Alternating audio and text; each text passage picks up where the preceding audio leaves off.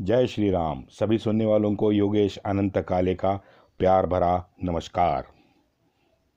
कल का ये आधा अधूरा जो छोड़ा था, आज उसे ही कंप्लीट करने जा रहा हूँ। कुतुबुद्दीन ऐबक, शैतान हसीन गुलाम कुतुबुद्दीन ऐबक। ये कुतुबुद्दीन जब अजय मेरू में था, तब दिल्ली के शासक ने दिल्ली पर पुनः अधिकार हिंदुओं को इकट्ठा कर लिया था। कुतुबुद्दीन के विरुद्ध उस हिंदू राजा ने धावा बोला और घमासान लड़ाई हुई और उसमें हिंदू सेना हार गई। दिल्ली लौटते ही कुतुबुद्दीन ने फिर हिंदुओं का भयानक कत्लेआम किया है। 1194 ईस्वी में उसने कोल एवं वाराणसी का जो अंजाम उन शहरों को दिया था, वो मैंने अभी पहले बताया था, 1000 मंदिर जो तोड़े थे। हसन निजामी क्या कहता है? हसन निजामी कहता है कोल हिंद का सर्वाधिक विख्यात दुर्ग था। वहाँ की रक्षक टुकड़ियों में जो बुद्धिमान थे, उसका इस्लाम में धर्म परिवर्तन करवाया गया, मगर जो अपने प्राचीन धर्म पर डटे रहे उनको हलाल कर दिया। मुस्लिमों ने दुर्ग में प्रविष्ट होकर भरपूर खजाना और अनगणित लूट का माल जमा किया, जिसमें 1000 घोड़े थे। इस बीच में ये जो घोरी था, घोरी मुस्लिम लुटेरों का विशाल गिरोह लेकर भारत आया था। ये तो हम सब जानते हैं। उसने कुतुबुद्दीन के नियंत्रण में अपनी लुटेरी सेना की एक टुकड़ी आगे भेज दी, जिसका नाम था असुरक्षित नगरों और देहातों को लूटना। बस यही काम था उसका। खलिहानों को जला देना, वो फसल कुचल देना, जलाशयों में जहर घोल देना, और उनका फेवरेट है ना, हवस के मुल्लाओं का हिंदू स्त्रियों को मुस्लिम हरमों में घसीट के ले जाना, हिंदू मंदिरों को अपवित्र कर देना और रुकावटों को उखाड़ फेंक देना। ये काम कुतुबुद्दीन बड़ी शिद्दत से कर रहा था। तो ये काम करके वो वाराणसी से घोरी को वापस मिल गया। इतिहासकार पुरुषोत्तम नागेशोक लिखते हैं कि पृथ्वीराज चौहान के विरुद्ध मोहम्मद घोरी का साथ देने वाला जयचंद यहाँ देखकर हक्का बक्का रह गया कि मुसलमान प्रत्येक हिंदू का उत्कट शत्रु है, जिसे एक एक करके नष्ट करना ही उनका पवित्र कर्तव्य है। विश्वासघाती मुस्लिम दोस्त की धोखाबाजी से कुपित हो जयचंद अपनी सेना ले उस पे जाके टकराया। विषाक्त मुस्लिम बाण से ही वह हौदे से नीचे गिर गया। अब ये राजदरबारी भांड क्या कहता है? मुस्लिम तवारीखकार, भाले की नोक पर उसने सिर को उठा के सेनापति के पास ले गया। उसके शरीर को घृणा की धूल में मिला दिया गया। तलवार के पानी से बुत परस्ती के पाप को उस जमीन से साफ कर दिया गया और हिंद देश को अधर्म और अंधविश्वास से मुक्त करा गया।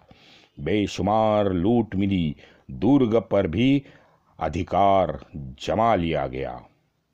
उससे आगे मोहम्मद हसन निजामी, जो खुरासान के ये निशापुर शहर के मंगलों के डर से साला भागकर भारत आया था, उसकी एक पुस्तक है ताजुल माआसिर लुटेरा मोहम्मद घोरी और उसके गुलाम कुतुबुद्दीन ऐबक द्वारा भारत में निम्नलिखित मंदिरों के नष्ट किए जाने या उन्हें मस्जिद बनाए जाने का विवरण लिखता है। अब सुनो मित्रों, अजमेर में सुल्तान मोहम्मद घोरी ने मंदिरों के नींव और खंभों को नष्ट कर वहां मस्जिद और मदरसे बना दिए और वहां इस्लाम की विचारधारा, रिवाज तथा नियम स्थापित हो गया। पंजाब में कोहराम और समाना, इन किलों में सरकार सुल्तान गौरी द्वारा कुतुबुद्दीन को सौंप दिया गया। उन्होंने अपनी तलवार से हिंद की भूमि को मूर्ति पूजा और बुराइयों की गंदगी से शुद्ध करवाया और इसे ईश्वर बहुलता के कांटों से भी मुक्त करवाया। मूर्ति पूजा की अशुद्धता और अपनी शाही शक्ति और निडरता से एक भी मंदिर खड़ा नहीं रह पाया, सब तोड़ दिया गया। कुतुबुद्दीन ने कोहराम में प्रस्थान किया और जब मेरठ पहुंचा तो उसकी नींव और आधी रचना की ताकत के लिए हिंद देश के प्रसिद्ध किलों में से एक और इसकी खाई जो समुंदर की तरह चौड़ी और अथांग थी, देश के आश्रित प्रमुखों द्वारा भेजी गई एक सेना उसके साथ शामिल हो गई। किले पर कब्जा कर लिया गया और एक कोतवाल को किले में अपने स्थान के लिए नियुक्त किया गया। सभी मूर्ति मंदिरों को मस्जिदों में बदला गया। ये पिछली बार मैंने आपको बताया था। चौथा, फिर उन्होंने मार्च किया और दिल्ली के किले के नीचे डेरा डाला। शहर और इसके आसपास के इलाकों को मूर्तियों और मूर्ति पूजकों से मुक्त करवाया गया। देवताओं को छवि के अभयारण्यों में अल्लाह के एक पुजारी द्वारा मस्जिद बनाई गई। कुतुबुद्दीन ने दिल्ली में जामा मस्जिद का निर्माण किया और इस मंदिरों से प्राप्त पत्थर और सोने से मस्जिद को सजाया गया, जिसे हाथियों ने तोड़ दिया था, और इसे तोगरा में शिलालेखों के साथ कवर किया गया जिसमें दैवीय आदेश थे। 5, उस स्थान से शाही सेना बनारस की ओर बढ़ी और हिंद देश का केंद्र, और उन्होंने लगभग 1000 मंदिरों को नष्ट किया। ये वाराणसी के बारे में बोल रहा है। और उनकी नींव पर मस्जिदें खड़ी कर दी और कानून का ज्ञान प्रस्थापित हो गया और धर्म की नींव स्थापित हो गई। इस क्षेत्र को मूर्ति एवं मूर्ति पूजकों से मुक्त करवा गया। काफिरान की नींव को नष्ट कर दिया गया, अर्थात सभी मंदिरों को नष्ट या अपवित्र कर हिंदुओं को मुसलमान बना दिया गया। कोल यानी आज का अलीगढ़। कोल के पड़ोस में एक जनजाति थी जिससे बहुत परेशानी का सामना करना पड़ा था। यहाँ 3 गढ़ थे जिसके सिर स्वर्ग जितना ऊंचा किया गया था। उनके यानी हिंदुओं के शव शिकार के जानवरों को भोजन बना दिए गए। उस पथ को मूर्तियों और मूर्ति पूजकों से मुक्त करवा गया। सभी मूर्तियां बर्बाद कर दी गई और उनकी बुनियाद नष्ट हो गई। 7, जब कुतुबुद्दीन ने गजनी के सुल्तान के मार्च के बारे में सुना था तो वह बहुत खुश हो गया था और उसे मिलने के लिए हांसी तक आगे बढ़ा था। ईस्वी सन 1196 में उन्होंने थंगर की ओर कूच किया और बयाना के मूर्ति पूजकों का केंद्र और वैभव का निवास नष्ट कर दिया गया। ये मैंने आपको बताया था कि भट्टी राजपूत और कुमारपाल, उनको इन्होंने परास्त किया था। कलिंजर में 1202 कुतुबुद्दीन कलिंजर के लिए आगे बढ़े, जिस अभियान पर उनके साथ शमसुद्दीन अल्तमश भी था। वह मंदिरों के मस्जिदों के पवित्र निवासों में बदल रहा था और अजान के लिए बुलाने वाले अपनी आवाज़ उच्च स्वर्ग पर चढ़ा रहा था और मूर्ति पूजा का नाम ही सत्यानाश कर दिया। 1192 में मोहम्मद घोरी और कुतुबुद्दीन ऐबक की संयुक्त सेना ये बयाना दुर्ग के पास थी। उन्होंने उसको दुर्ग को भेज दिया, पूरा घेर लिया था। अब वहाँ निर्दोष जनता भी थी, तो निर्दोष जनता पर वैसे ही अत्याचार, लूट और हिंसा वो लोग तो करने ही लगे थे क्योंकि वो उनका डीएनए था। जैसे मैंने ऊपर बताया कि कन्नौज के संदर्भ, कन्नौज में भी वही उन्होंने किया, वाराणसी में वही किया। अपनी संकटग्रस्त प्रजा को बलात्कार, हत्या, लूट, अपहरण और आगजनी से बचाने के लिए कुंवर पाल ने आत्मसमर्पण किया। देखो, कुछ हेमराज जैसे हैं उन्होंने अग्नि देवता को अपनाया, ये कुमार पाल जैसे वालों ने आत्मसमर्पण किया। ग्वालियर का सुलक्षण पाल का तो मैंने आपको बताया था। अब 1202 में इसी कलंजर दुर्ग पर जब घेरा डाला तो बुरी तरह से परास्त हुआ। दूसरी बार ज़्यादा विशाल सेना लेके मुसलमानों ने हमला किया। मृत शासकों के मुख्यमंत्री अजयदेव ने बड़ी वीरता से दुर्ग की रक्षा की और छल बल से मुस्लिम सेना दुर्ग पर कब्जा करने में सफल हो गई। फिर वहाँ भी मंदिरों को मस्जिद में कन्वर्ट किया गया और देव प्रतिमाओं को नष्ट कर दिया गया।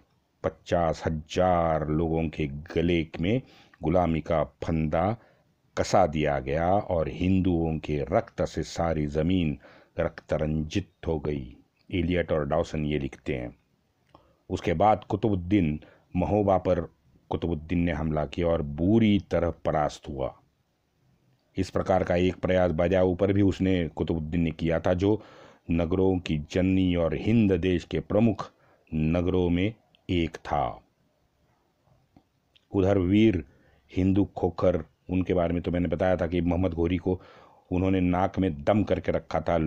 लूटा पीटा घोरी लाहौर में डेरा डाल के बैठा था, फिर वापस गजनी की ओर भाग गया।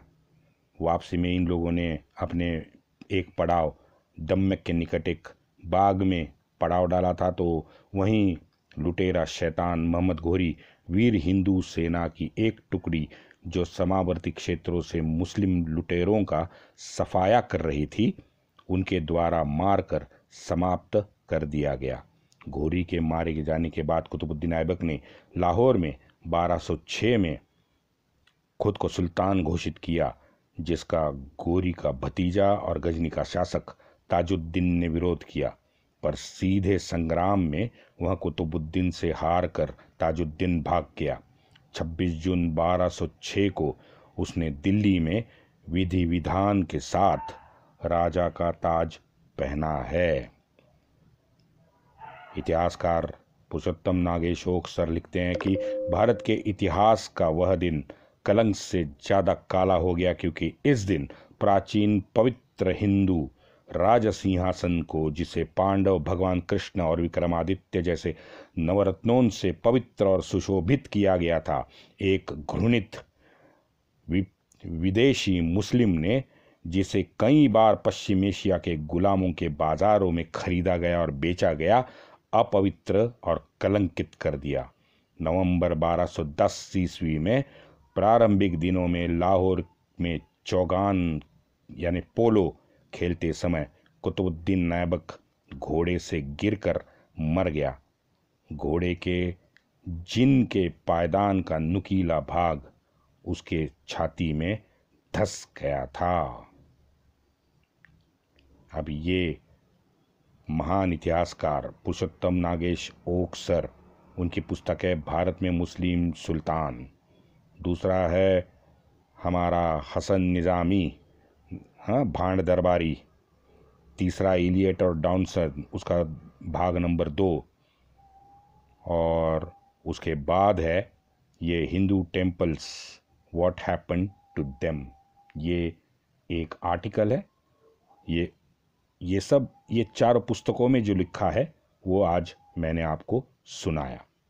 इसके बाद हम चलेंगे अगले एपिसोड में इल्तुतमिश, अगेन दूसरा हसीन खूबसूरत शासक, जिसे हमारे वामपंथी भांडों ने सबसे कुशल राज्य प्रशासक और महान मुसलमान सुल्तान बना दिया, वो इल्तुतमिश। अगले एपिसोड में। वंदे मातरम।